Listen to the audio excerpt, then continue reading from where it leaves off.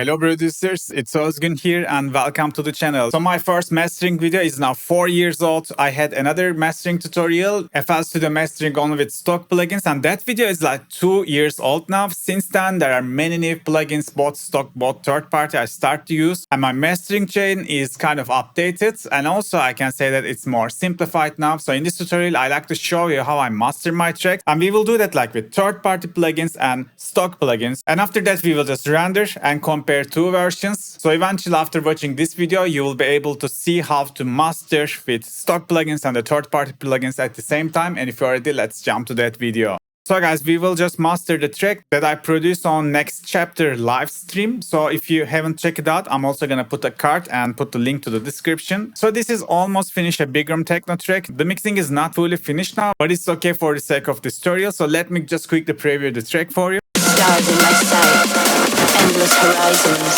my eternal flight.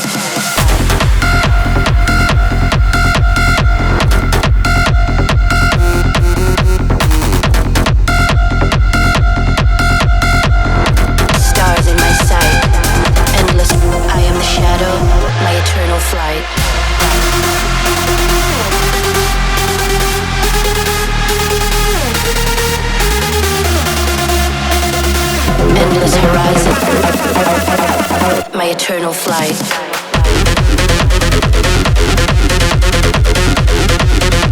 So that's pretty much a fat big room techno track. So yeah, let's start master the track.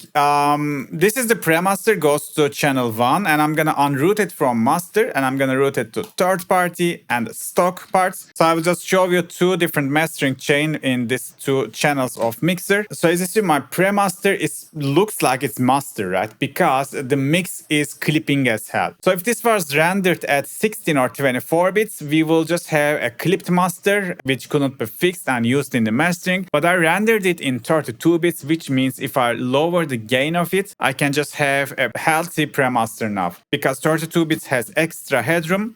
And if you are rendering a pre-master, just in case, just render 32 bits, even though if you clip a little bit or a lot, you can just lower it and you can just revert it back. So I never care about the numbers, you know, reduce it 6 dB headroom, blah, blah, blah. I used to care about it, but then I learned this is the digital realm and we shouldn't care about the numbers at all. So guys, first thing, I don't do that all the time, but I kind of like to start with an EQ. So I never do a high cut because I think it's ruining the mix. I see many producers doing that. Personally, I never do that. But sometimes the low end could be too rumbly. Sometimes in the low end there could be some frequencies that we don't hear but occupy too much headroom. So in order to get rid of the low frequencies and clean up mix a little bit to gain some headroom, I see people cutting the low frequencies. I fully respect that. Sometimes they are doing a linear phase cut. I used to do that too.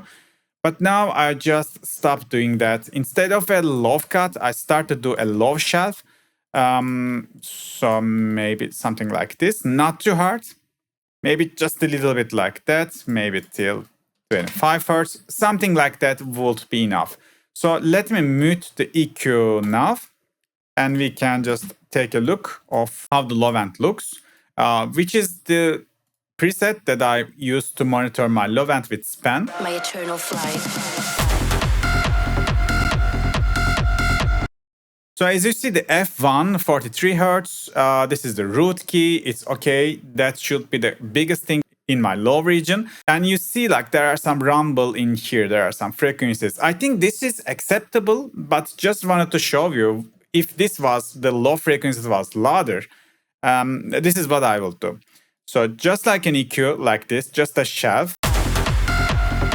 You see now we rolled off some headroom, couple dBs we just saved because we don't even hear those frequencies. So if I disable, you see we got a little bit more frequencies in here, but we can just go with some little shelf like that. You can experiment with it, but eventually this is currently what I do. So if you want to recreate the same thing with a stock plugin, which is pretty easy, just go with parametric EQ2, go to the frequency, type in value 25 Hertz.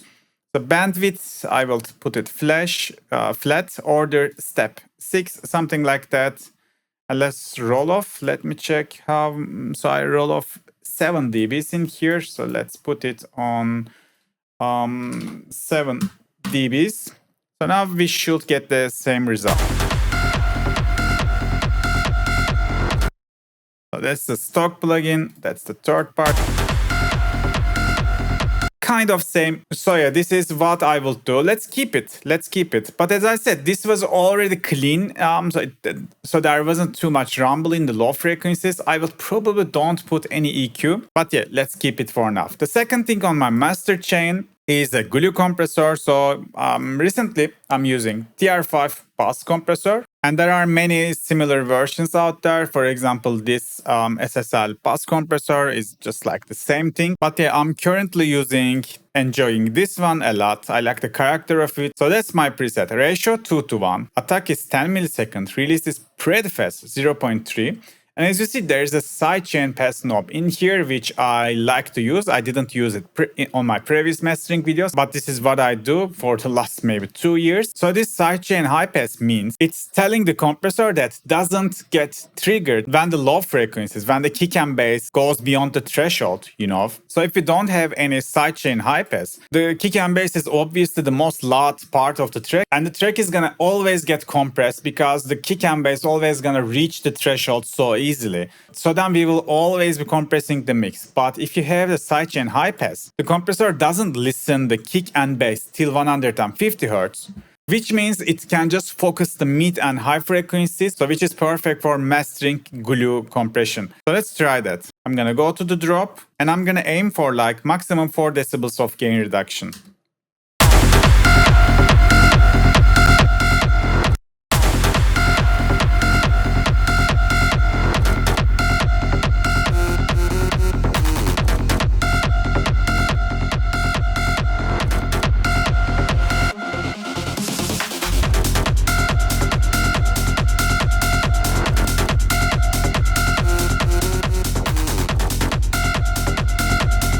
So the difference is pretty obvious. It just makes the mix so much alive. So I'm compressing like kind of 3 dB currently. I use the makeup gain 3 dB, so I'm not using my volume. So this compressor doesn't, lower my volume. That's why I'm always using the makeup. So if I just turn off the sidechain high pass, you will see that we would be compressing more than we should.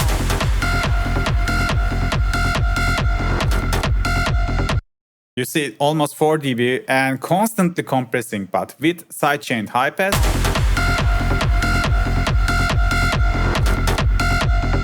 The wool meter is now dancing, so that's my light compression settings.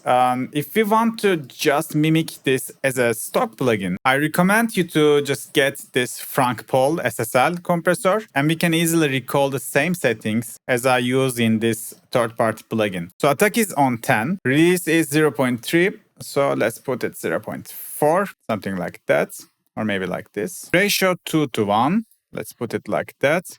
And high pass sidechain. So I think we can find the value by just checking this EQ. Yes, this one is determining the sidechain high pass. So like 150 Hz, somewhere around here. Makeup, we gotta go with by ear about the threshold. And I think that's it. Let's see.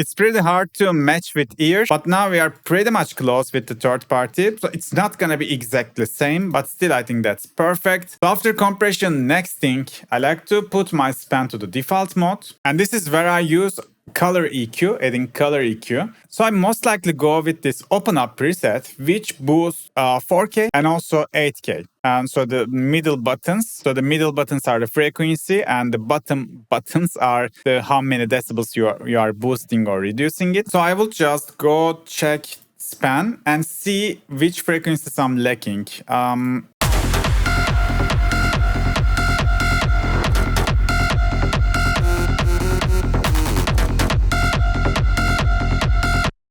So these peaks are the lead itself. So if we ignore that, probably we can get some low mids, like maybe 400, 600, that area. Also, I would probably need a little bit high end. I am the shadow.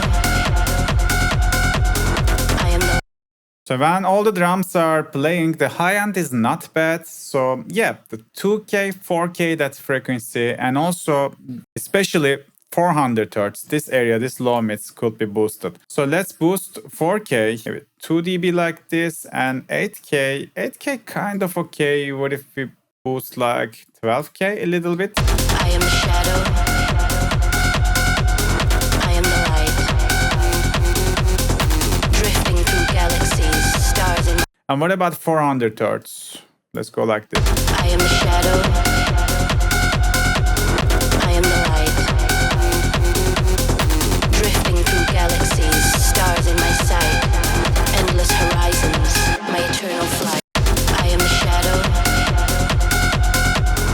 I am the light. You see, it's just adding like life to the mix. Also, let's check the acid part.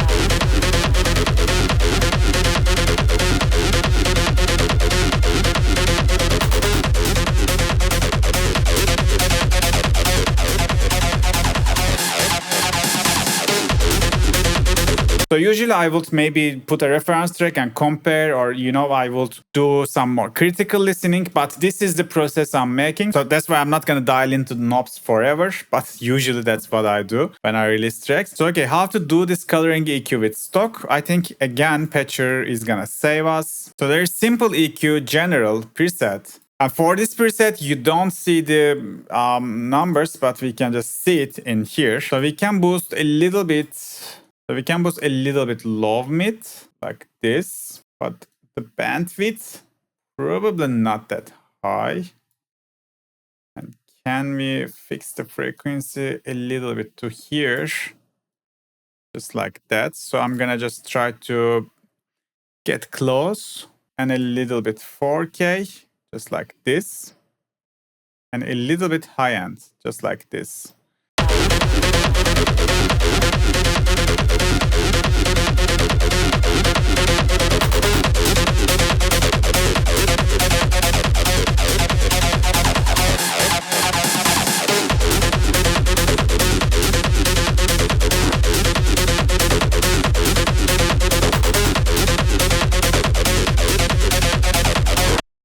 Pretty much close. We can live with that, yes. So in this stage, you can use any of the EQs. That's totally up to you. It's just for coloring the frequencies. Just figure out which frequency you are lacking and do this additive EQ. This is all about shaping the mix. Sometimes, this is not enough. Sometimes I also use this kind of pool tech EQs. So all of these kind of third-party plugins has their own character, their own workflow. But most of the cases, you can get pretty similar results with just using stock plugins. So guys, for the next plugin, I'm using this Bristol bass.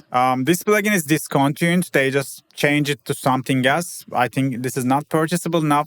But this is pretty much similar with Waves NLS, and there are pretty much similar plugins like that. This is just like a console emulation. It's just emulating some old analog device, and which is adding some harmonic saturation, and it has its own EQ curve. So some stuff like that. This is pretty much impossible to mimic with a stock plugin, but I will just try to get close. So just listen how this adding to the mix. It's just gonna make the mix a little bit warmer.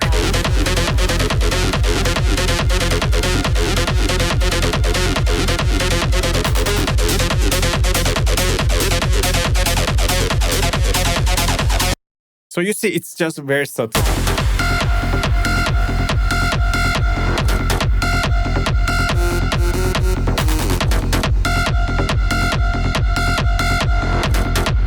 So this is what I put on my masters. Just when I'm done with EQing stuff, this is what I will put just to get a little bit warmer mix. So we probably won't be able to mimic this, but that's why, because there are tons of stuff going on in the background. But what I could do is just adding a little bit wave shaping. So this is gonna just mimic the vibe of the harmonic saturation aspect of the Bristol bass. But we need to lower the post gain to gain match.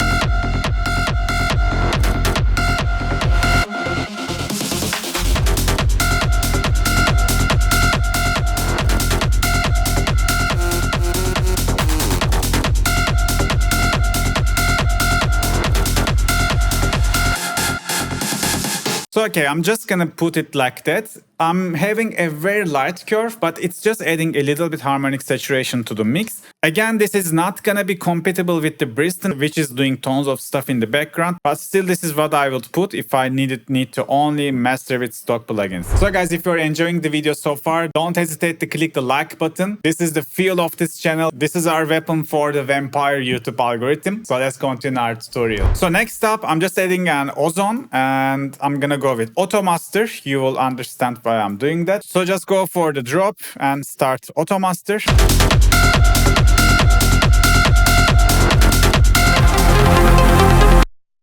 So okay, if we just go check the master, it makes us some master, it gives some suggestions. So I don't use this, I don't use this.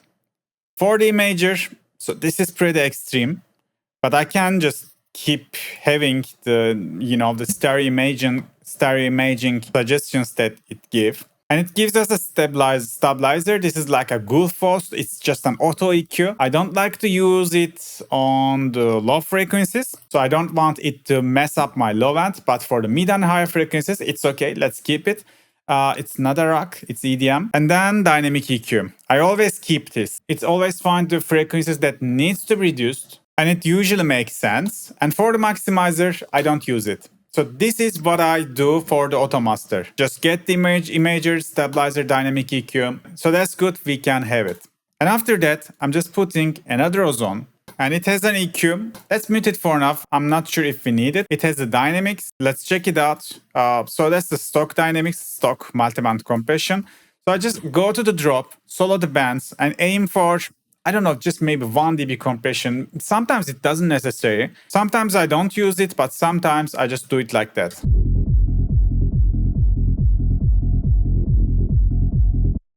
Let's compressing a little bit. Let's go mid.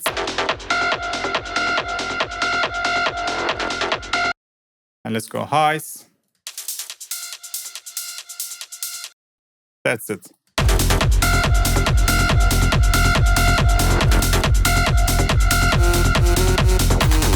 It just makes it a little bit more glued, I don't know, more in your face. I like the character of this even stock multiband compression from Ozgun. And then I just go to the maximizer. So usually go with the modern, IRC for modern. No true peak, minus 0.1, just a little bit headroom. Character, probably 1 or 2 in between, fast and loud. Soft clip, I keep it. It's just adding a little bit harmonic saturation to the master as well. And now I'm just gonna boost the volume until I'm feeling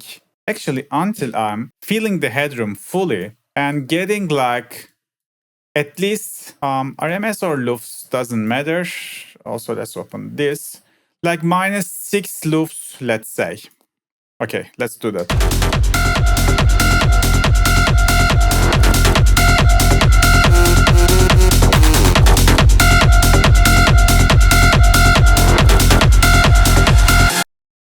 So we still have headroom to fill. Just check it out with telephoto.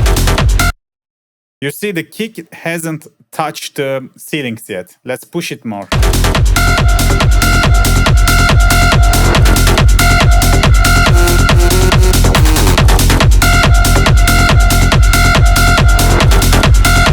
So minus 5 loops, short term minus 4.5. Incredibly loud, right?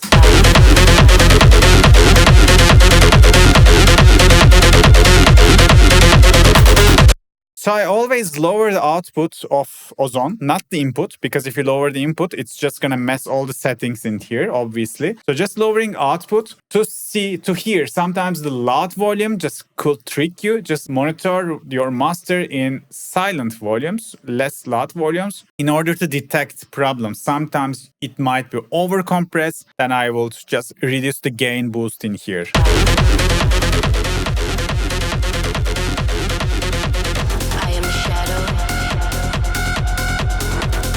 It's not bad, but let's go 7.5. I am shadow.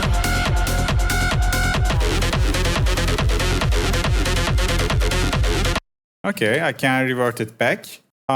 So that's my mastering chain. So that's pretty simple. Like 1, 2, 3, 4, 5, 6 plugins.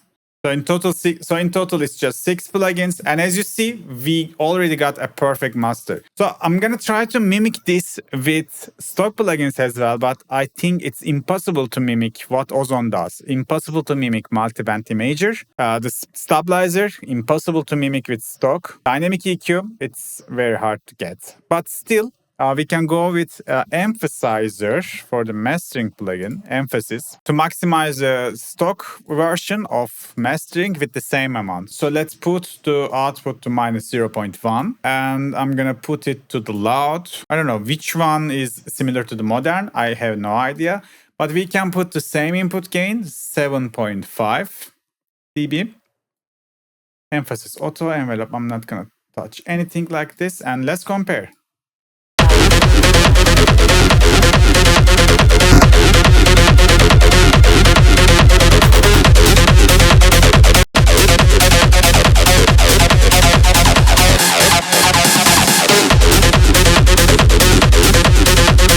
So I think with emphasis, because we don't have the previous Ozgun in the stock version, maybe we are gaining some headroom in here, or maybe, so I don't know the reason, but as you see, we still have some headroom to boost. So maybe I can just push it even more in the emphasis plugin. Let's see.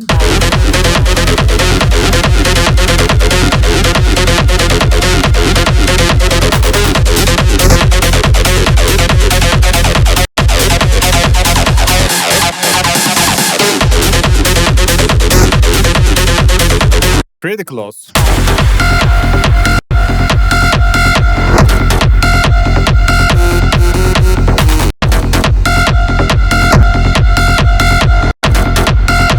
Let me check the vote notes.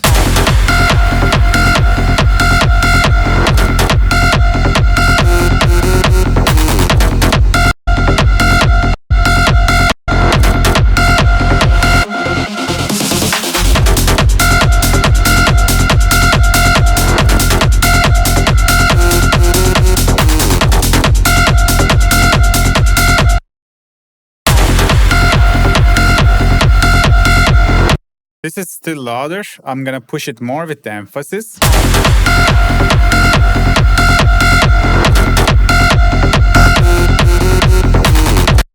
Now we are pretty close. Okay, now I think it's time to render. So I'm gonna render with these settings, 16-bit and dithering on, because this was 32 bits. I'm lowering the resolution. So when you do that, you should have dithering, not to get audible artifacts on your final master. And yeah, that's it.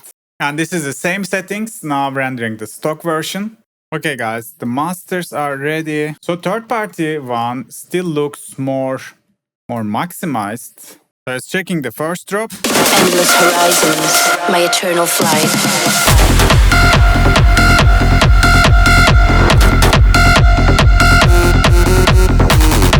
Endless horizons, my eternal flight.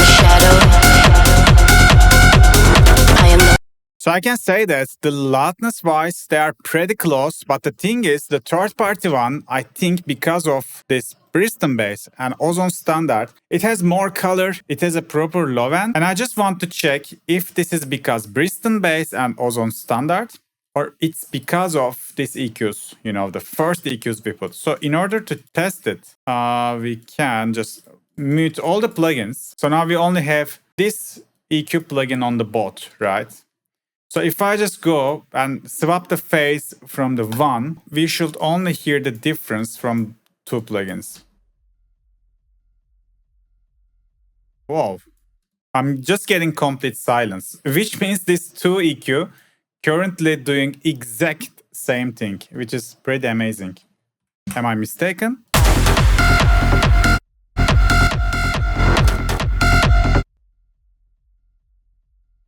So we are having just a little bit difference. You can see it in the span, but it's not even audible. So the EQs are pretty much same with each other. So then, yeah, that comes to my conclusion. Probably the difference comes from the Ozone and Bristol bass, which is pretty much impossible to mimic in stock. But I think the stock version is still amazing.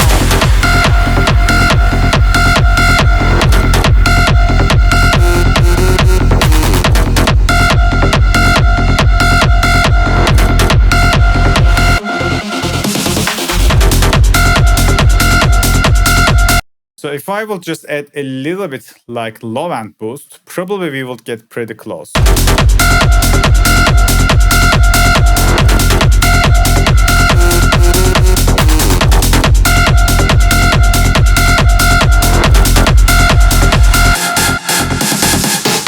am a shadow.